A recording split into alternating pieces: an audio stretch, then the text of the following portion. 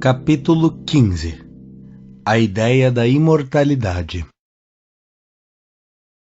Embalde os corifeus do ateísmo propagarão as suas amargas teorias, cujo objetivo é o aniquilamento da ideia da imortalidade entre os homens.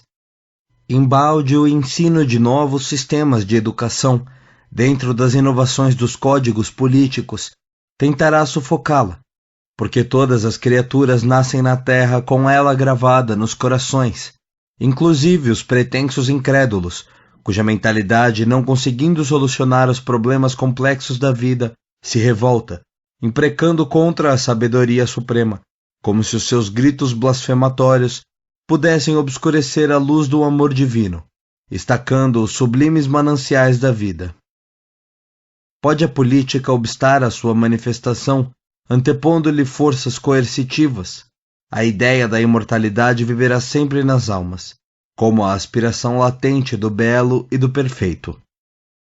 Acima do poder temporal dos governantes e da moral duvidosa dos pregadores das religiões, ela continuamente prosseguirá dulcificando os corações e exaltando as esperanças, porque significa em si mesma o luminoso patrimônio da alma encarnada, como recordação perene da sua vida no além, simbolizando o laço indestrutível que une a existência terrena à vida eterna, vislumbrada assim pela sua memória temporariamente amortecida. 15.1. A ideia de Deus. Desde os pródromos da civilização, a ideia da imortalidade é congênita no homem.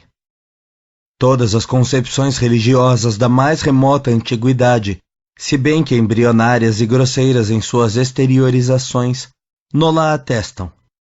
Entre as raças bárbaras abundaram as ideias terroristas de um Deus, cuja cólera destruidora se abrandaria à custa dos sacrifícios humanos e dos holocaustos de sangue, e por toda a parte onde os homens primitivos deixaram os vestígios de sua passagem, vê-se o sinal de uma divindade, a cuja providência e sabedoria as criaturas entregavam confiadamente os seus destinos.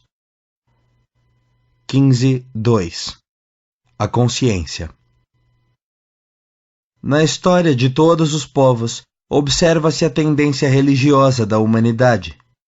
É que em toda personalidade existe uma fagulha divina, a consciência, que estereotipa em cada espírito a grandeza e a sublimidade de sua origem.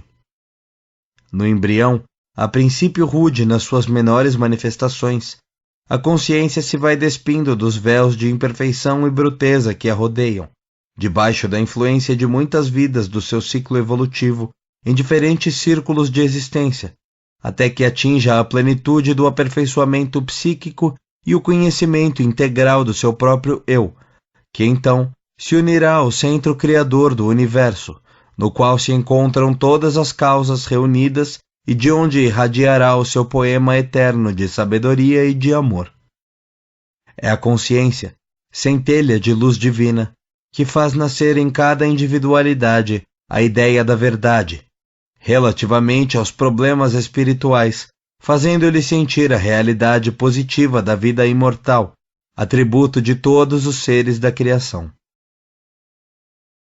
15.3. O antropomorfismo.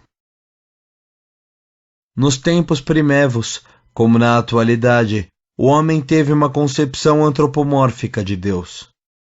Nos períodos primários da civilização, como preponderavam as leis da força bruta e a humanidade era uma aglomeração de seres que nasciam da brutalidade e da aspereza, que apenas conheciam os instintos nas suas manifestações, a adoração aos seres invisíveis que personificavam os seus deuses era feita de sacrifícios inadmissíveis em vossa época. Odiernamente, nos vossos tempos de egoísmo utilitário, Deus é considerado como poderoso magnata, a quem se pode peitar com bajulação e promessa, no seio de muitas doutrinas religiosas. 15.4. O culto dos mortos. Dentro, porém, de quase todas as ideias dessa natureza, no seio das raças primigênias, em seus remotíssimos agrupamentos, o culto dos mortos atinge proporções espantosas. Inúmeras eram as tribos que se entregavam às invocações dos trespassados, por meio de encantamentos e de cerimônias de magia. As excessivas homenagens aos mortos, no seio da civilização dos egípcios, constituem até em vossos dias objeto de estudos especiais. Toda a vida oriental está amalgamada nos mistérios da morte, e no Ocidente pode-se reparar entre as raças primitivas a do povo celta como a depositária de tradições longínquas que diziam respeito à espiritualidade. 15.5. A evolução dos sistemas religiosos. A ideia da imortalidade é latente em todas as almas e é o substrato de todas as religiões antigas e modernas. Os sistemas religiosos, em cada período de progresso humano, renovam-se na fonte de verdade relativa que promana do alto, compatível com a época. Nos tempos modernos, as ideias novas referentes ao espiritualismo e à imortalidade necessitam difusão por toda parte. Não mais a concepção de um Deus terrível, criando a eternidade dos tormentos, segundo a teologia em voga, que tem ensinado erradamente a ideia de um paraíso beatífico insípido e um inferno aterrador, irremissivelmente eterno. Não mais a religião que malsina o progresso e a investigação, mas a ideia pura e verdadeira da imortalidade para todas as criaturas, a vida estuando em todo o universo e a luta em todos os seus mais recônditos redutos argamassando, à custa dos esforços de cada um, o portentoso edifício da evolução humana.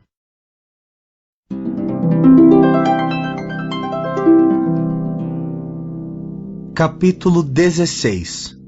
As vidas sucessivas e os mundos habitados. Alguns estudiosos, há muitos séculos, guardam as verdadeiras concepções do universo, o qual não se encontra circunscrito ao minúsculo orbe terreno e é representado pelo infinito dos mundos dentro do infinito de Deus. Não obstante as teorias do sistema geocêntrico, que encarava a Terra como o centro do grupo de planetas em que vos encontrais, a ideia da multiplicidade dos sóis vinha de há muito animando o cérebro dos pensadores da antiguidade. Apesar da objetiva dos vossos telescópios, que descortinam na imensidade as terras do céu, julga-se erradamente que apenas o vosso mundo oferece condições de habitabilidade, e somente nele se verifica o florescimento da vida. Infelizmente, são inúmeros os que duvidam dessa realidade inconteste, aprisionados em escolas filosóficas que pecam pelo seu caráter obsoleto e incompatível com a evolução da humanidade em geral.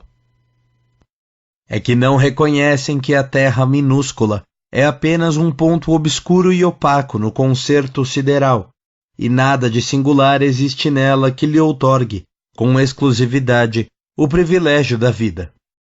Em contraposição aos acertos dos negadores, podeis notar cientificamente que é mesmo em vosso plano o local do universo onde a vida encontra mais dificuldades para se estabelecer. 16.1. Espontaneidade impossível.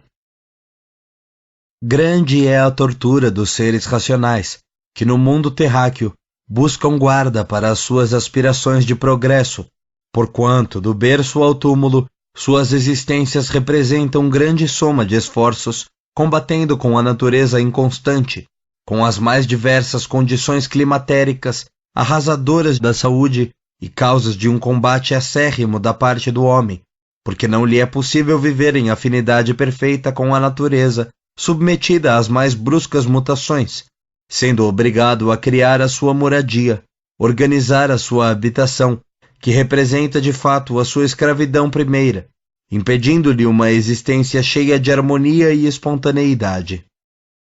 O vosso mundo vos obriga a uma vida artificial, já que sois obrigados a buscar cotidianamente o sustento do corpo que se gasta e consome nessa batalha sem tréguas.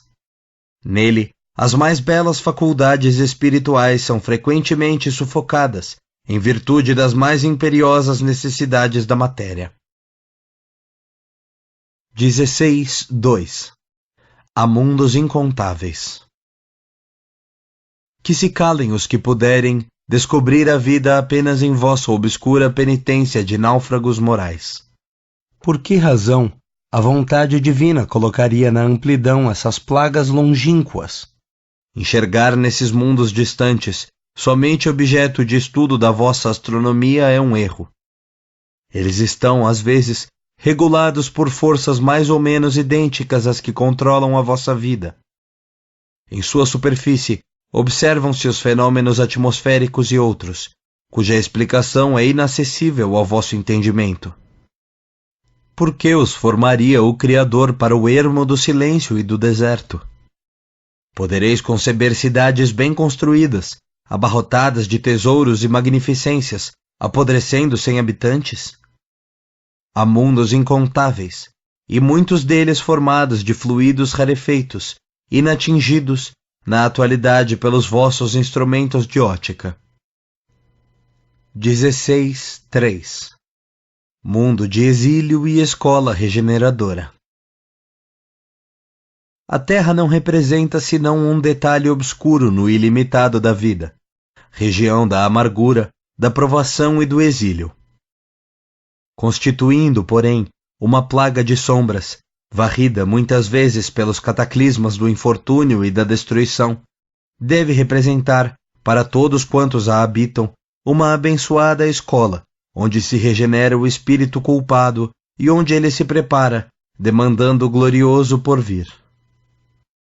Significa um dever de todo homem o trabalho próprio, no sentido de atenuar as más condições do seu meio ambiente, aplainando todas as dificuldades de ordem material e moral, porquanto a evolução depende de todos os esforços individuais no conjunto das coletividades. Forças ocultas, leis desconhecidas, esperam que a alma humana delas se utilize, e à medida que se espalhe o progresso moral, mais os homens se beneficiarão na fonte bendita do conhecimento. 16.4. O estímulo do conhecimento.